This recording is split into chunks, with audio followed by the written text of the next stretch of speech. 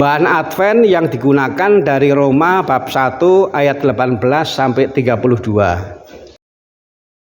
Kalau kita membuka kitab suci, judul perikop itu adalah hukuman Allah atas kefasikan dan kelaliman manusia. Apa artinya kefasikan? Kefasikan adalah hidup yang terpisah dari Tuhan akibat dosa. Jadi dosa, tindakan yang tidak bermoral, meskipun orang itu beragama dan rajin kegiatan agama, tapi itu membuat dirinya terpisah dari Tuhan. Jadi dosa itu membuat kepersatuan kita dengan Tuhan terpisah. Lalu apa artinya kelaliman? Kelaliman itu artinya bengis, kejam.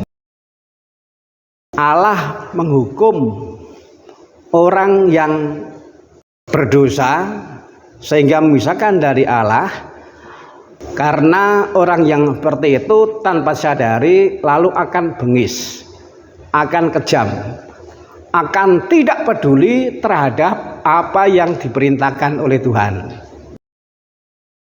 Termasuk juga kalau kita berbicara mengenai sikap terhadap bumi. Karena berdosa, karena tidak diresapi oleh sabda Tuhan, oleh perintah Tuhan, maka lalu orang cenderung bengis, cenderung kejam terhadap bumi. Bumi yang peruntukannya dalam keseharian seperti yang tadi kita sebut.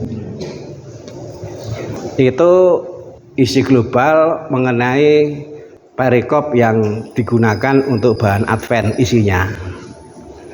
Nah, lalu pendekatannya itu dibagi menjadi 4 pertemuan.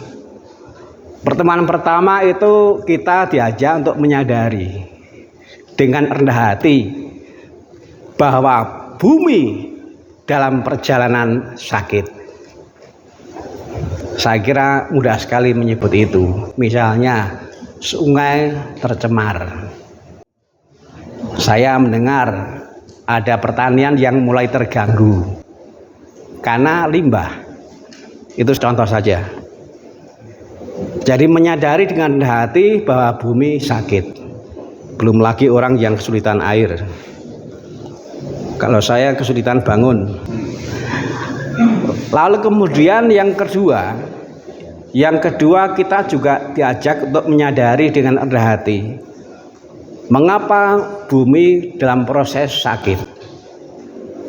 Penyebabnya bukan Tuhan, penyebabnya adalah manusia.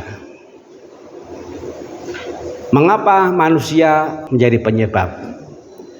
Karena fasik dan lalim. Karena di dalam bersikap terhadap bumi, di dalam melakukan bumi nggak dituntun oleh sabda Tuhan. Dan orang yang seperti ini tanpa disadari cenderung kejam, bahkan juga mengamini, dan celaka bahwa yang mengamini itu lalu makin hari makin banyak.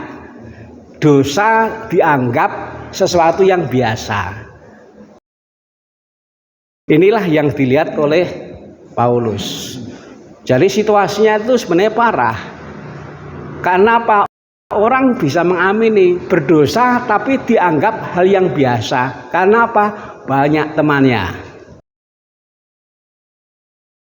Nah, lalu kita di pertemuan yang ketiga diajak untuk menyebut dosa-dosa ekologis. Hal-hal yang menyebabkan bumi sakit. Kita nanti bisa menyebut dalam pertemuan itu.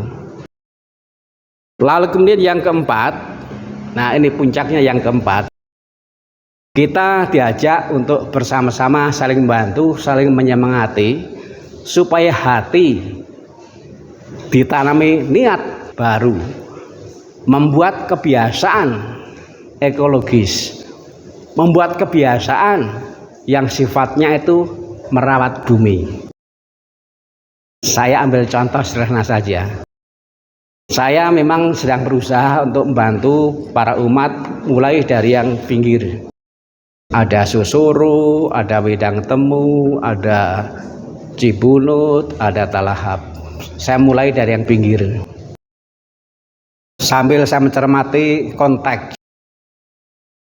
Kalau orang mau bertobat secara ekologis, kalau orang mau menyiapkan bumi, apa yang secara konkret bisa dilakukan di Susuru, yang secara konkret bisa dilakukan di Wedang Temu, di Subang Kencana, di Talahap, di Windu Haji. Saya juga sudah melakukan, saya sudah tunjukkan.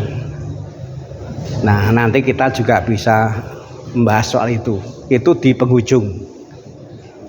Jadi sekali lagi, meskipun ada aksi, tapi yang dimaksud aksi itu bukan lalu kemudian kita kerja bakti, bukan. Yang dimaksud adalah supaya dalam hati muncul niat untuk beraksi, membuat kebiasaan yang merawat bumi, yang menyehatkan bumi. Nah, ini globalnya.